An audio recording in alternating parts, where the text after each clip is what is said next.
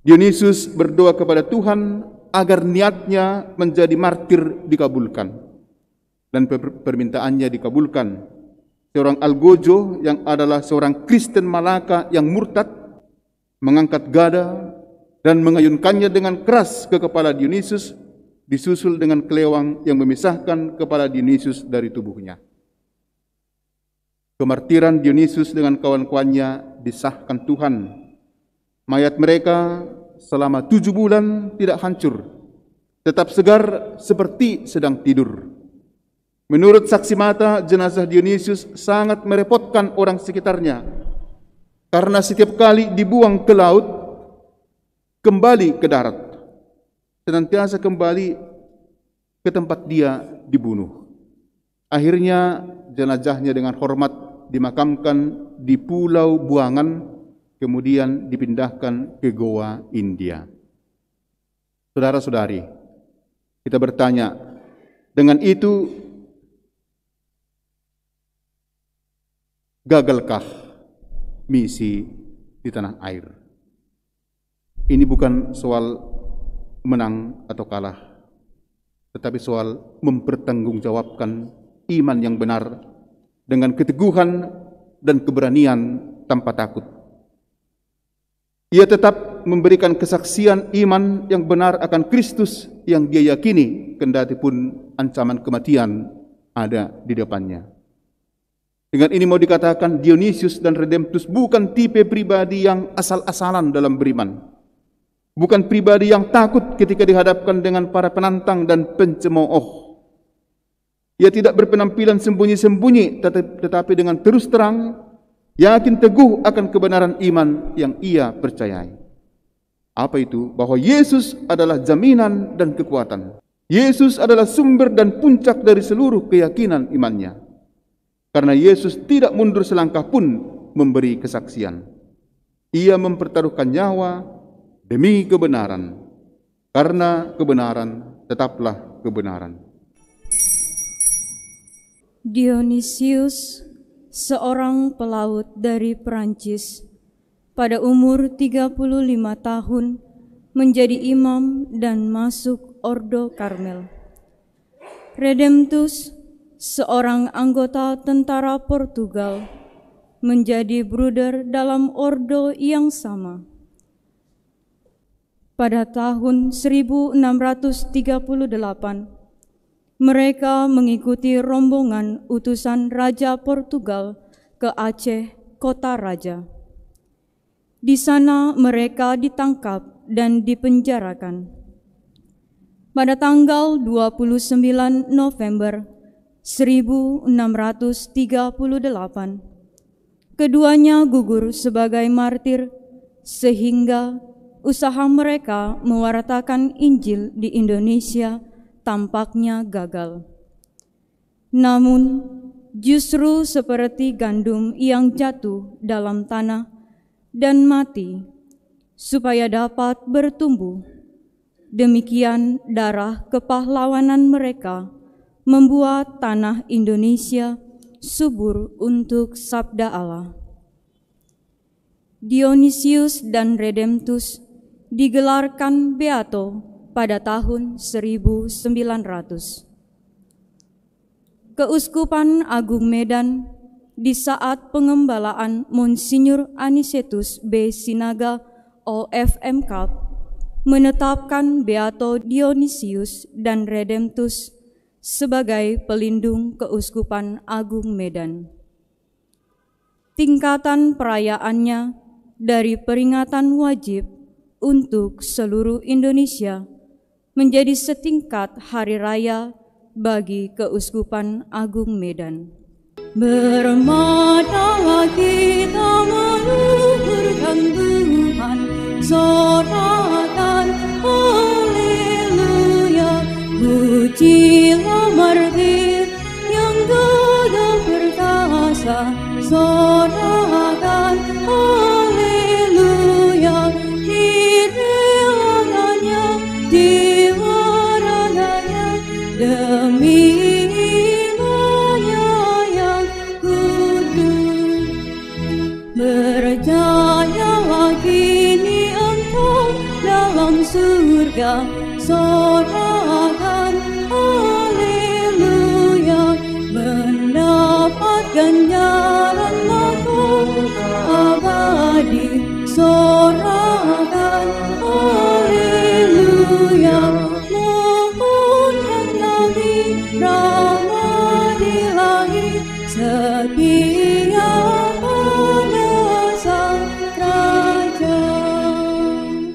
Dalam nama Bapa dan Putra dan Roh Kudus. Amin. Damai bagimu dan bersama rohmu. Saudara-saudari, marilah mengakui dosa-dosa kita supaya layak merayakan misteri suci ini. Saya mengaku. Dan kepada saudara sekalian, bahwa saya telah berdosa dengan pikiran dan perkataan, dengan kekuatan dan kedamaian. Saya berdosa, saya sungguh berdosa. Oleh sebab itu saya mohon kepada Santa Perawan Maria, kepada para malaikat dan orang kudus, dan kepada saudara sekalian, supaya mendoakan saya pada Allah Tuhan kita. Semoga Allah yang Maha Kuasa mengasihani kita, mengampuni dosa kita, dan mengantar kita ke hidup yang kekal. Amin. Saudara-saudari yang terkasih, hari ini kita rayakan Hari Raya Pelindung Keuskupan kita.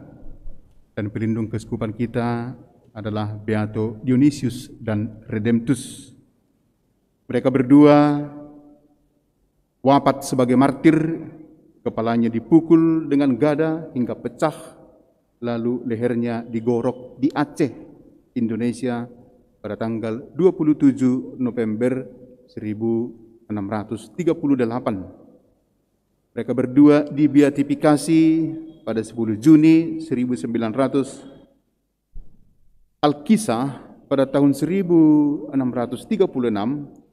wakil raja Portugis di Goa, Pedro da Silva, bermaksud mengirim misi diplomatik ke Aceh yang baru saja berganti dari Sultan Iskandar Muda ke Sultan Iskandar Thani.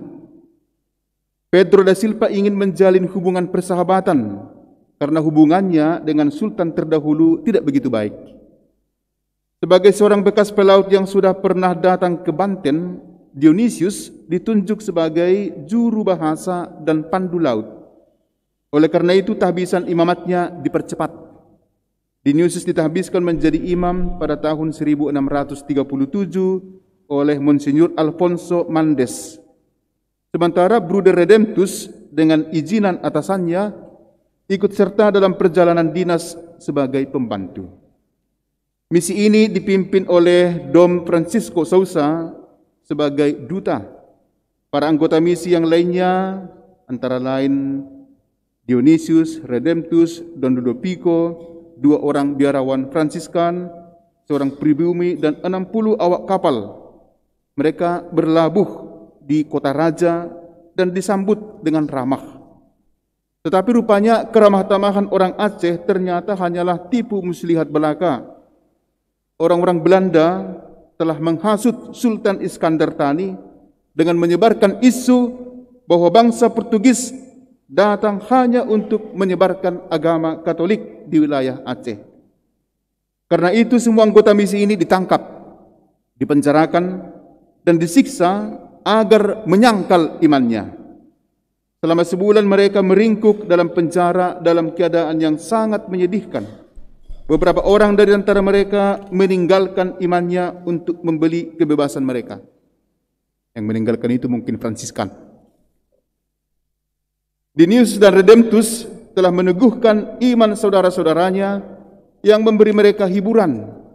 Akhirnya di pesisir pantai tentara, Sultan mengumumkan bahwa mereka dihukum mati bukan karena berkebangsaan Portugis, melainkan karena mereka adalah pemeluk agama Katolik. Maklumat sultan ini diterjemahkan oleh Pater Dionysius kepada teman-temannya. Sebelum menyerahkan nyawa ke tangan Algojo, mereka semua berdoa, dan Dionysius mengambil salib dan memperlihatkan kepada mereka supaya mereka jangan mundur, melainkan bersedia mengorbankan nyawa demi Kristus yang tersalib dan yang telah menebus dosa dunia, dosa mereka juga. Dionysius memohon ampun kepada Tuhan dan memberikan absolusi terakhir kepada mereka satu persatu. Segera tentara menyeret Dionysius dan dimulailah pembantaian massal. Setelah teman-temannya dibunuh satu demi satu, Pater Dionysius masih bersaksi tentang Kristus dengan penuh semangat. Khotbahnya itu justru semakin menambah kebencian rakyat Aceh terhadapnya. Algojo semakin beringas untuk segera menamatkan riwayat Dionysius. Namun, langkah mereka terhenti di hadapan Dionysius. Dengan sekuat tenaga mereka menghunuskan kelewang dan tombak, akan tetapi seolah-olah ada kekuatan yang menahan, sehingga tidak ada yang berani. Segera kepala Algojo mengirim utusan kepada Sultan agar menambah bala bantuan. Dionysius berdoa kepada Tuhan agar niatnya menjadi martir dikabulkan. Dan permintaannya dikabulkan.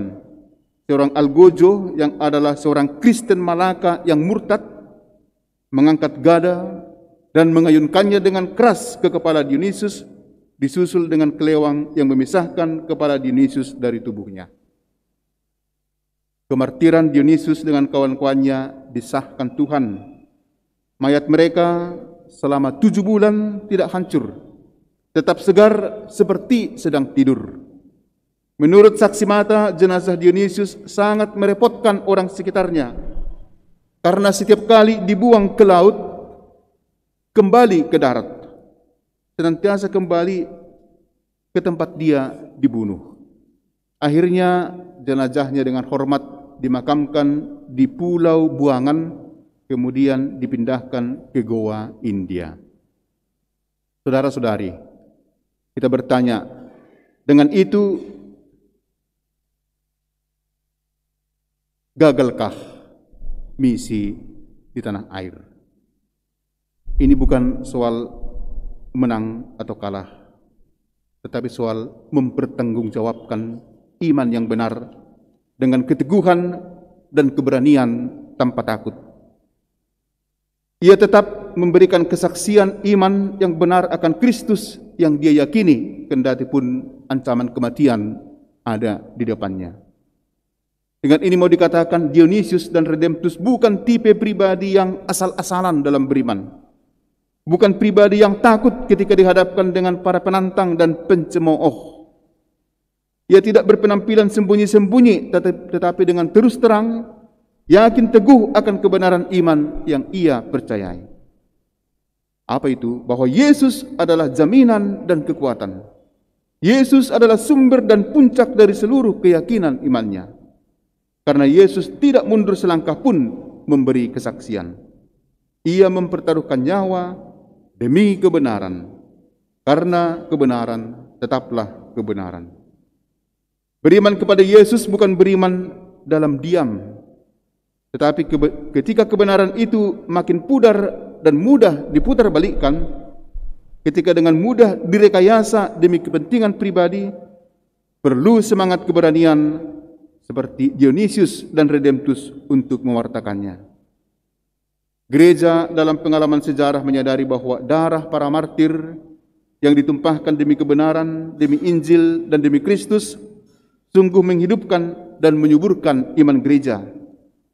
Jika biji gandum tidak jatuh ke dalam tanah dan mati, ia tetap satu biji saja. Tetapi jika ia mati, ia akan menghasilkan banyak buah.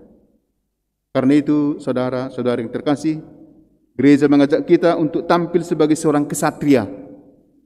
Seorang yang berani dalam mempertahankan dan memperjuangkan serta menyaksikan imannya, mencintai kebenaran dan hidup dalam kebenaran itu, yang berkata benar, dengan berkata benar, berpikir benar, bertindak benar dalam Yesus Kristus Tuhan kita. Dicari saksi yang beriman yakni saksi yang mencintai kebenaran dengan semangat Beato Dionysius dan Redemptus Martir. Marilah mewartakan misteri iman kita.